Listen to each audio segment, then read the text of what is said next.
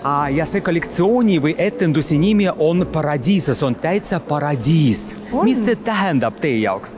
Paradiis. Paradiis on see, mille poole me kõik ju püüdleme lõpuks on ju, et selle moeshowga me üritame sellise väikse tükikese selle tuua siia tänasesse hetkesse. Kuna me juba toimume tegelikult nagu Niguliste muuseumis, et siin on väga palju paradiisiga seotud altareid ja kõike ja kuidagi me ei tahtnud lihtsalt, et Primavera panna ja see, et paradiis on nii ilus selline teema, mida kõik kollektsioonid ju väljendasid omamoodi, et minul oli võib-olla selline paheline, aga jällegi roosaks läks kätte või selliseks taevaseks.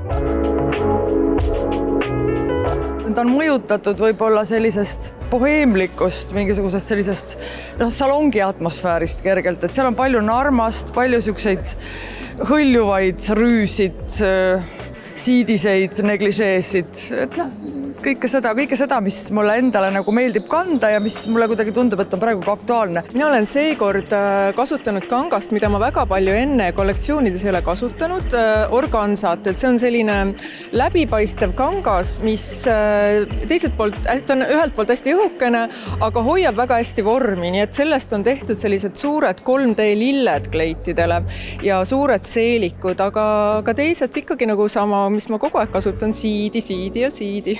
Me oleme näinud nagu esimene kord nagu sinu elus, see nagu meeste kollektsioon, kust kohast tuli see mõte üldse? Praktilisest vajadusest. Meestel ei ole ilusaid riideid poest saada. Ma ei tea, kus sina käid ostmas enda riideid, aga kindlasti mitte Tallinna voodides. Nii.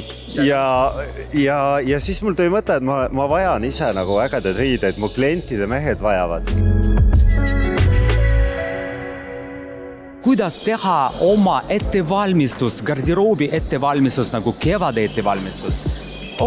Värvid välja tuua kõik hallid ja mustad kappi ja värvid välja ikka nagu kevadetti käib. Meeste moes ongi sellised pastelsed toonid on tegelikult väga nagu uus asi, mis on meestel. Et kui naistel iga kevad tuleb niimoodi, et et nüüd meestel roosa näiteks, helelilla, heleroheline, nagu suvepidude värvid põhimõtteliselt. Sa oled moeekspert ja sa oled nagu make-up kunstnik.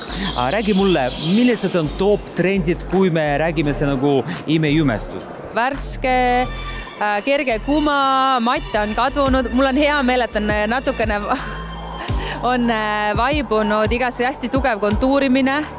Pigem hakkab väiksese loomulikus tagasi tulema. Eduvõtti on terve nahk. Selles mõttes, kui sa võiks olla see etapp elus, kus sa investeerid nagu heasse näonahka ja siis minimaalselt meiki.